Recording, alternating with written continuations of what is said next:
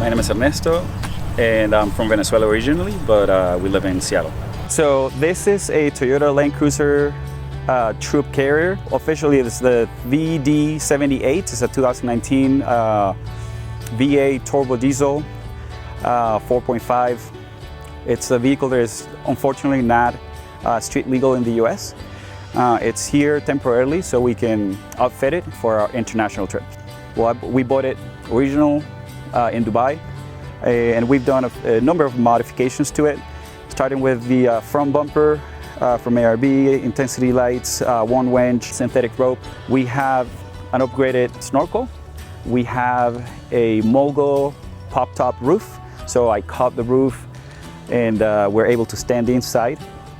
We obviously have our awnings on the side and the rear, auxiliary lights on the roof rack, Maxtrax, our storage box. We keep all of our camping gear.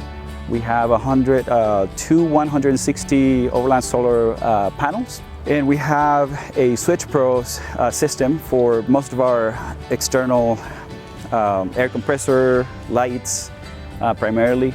Suspension was totally upgraded as well.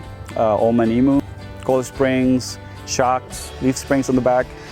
Well, so I grew up in Venezuela, and basically around Land Cruisers, my dad had a 60 series. And as you can see, everything's manual here. The windows are manual gearing, there's no power locks.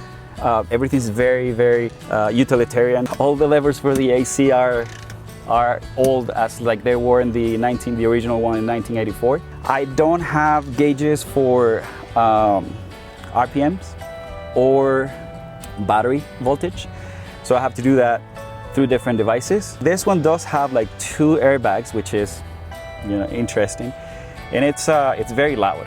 It drives very loudly, so we did a lot of like sound insulation, but it's still pretty loud. It's not a super comfy vehicle, but it's very, very dependable. Yeah, we love it.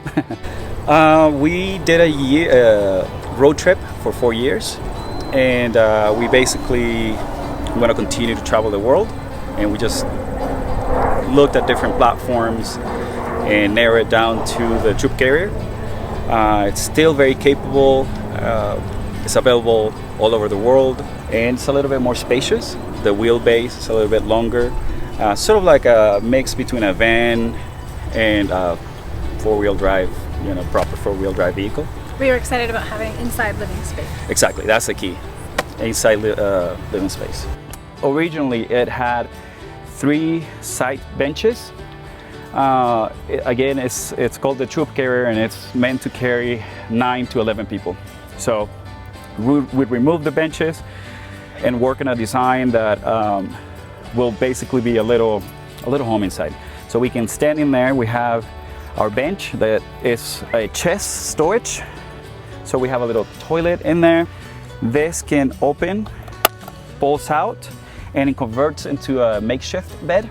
When we're not able to open the top, you know, that's a good way to just basically sleep inside. In the back, we have a good fridge. It's a dual zone, 75-liter water tank. We have a total of 21 gallons between the main tank and a reserve tank behind the driver's seat. We have a domestic sink and a water purifier faucet. Inside, we have an induction cooktop, and our battery system is behind the passenger seat. 300 amp hours with a red arc system for solar, DC charging, and shore power. So we pretty much have everything that you'll find in a small RV. We have 5 drawers for food storage and utensils. We have 2 cubbies for our clothing. We have a pull-out table that serves as a working area, or we can eat inside. We got our front runner Domestic drop-down table. We got USB and 6 120 power outlets. So we bought it in Dubai, brand new, registered it in Venezuela, then shipped it to Mexico and drove from Mexico all the way to Seattle. And then we've been doing some traveling. It's been about a year since we started the build, and it was pretty much ready. Just like a week ago, finished everything, the interior, all the modifications, the exterior. So yeah, we're just pretty much ready to ship to Europe.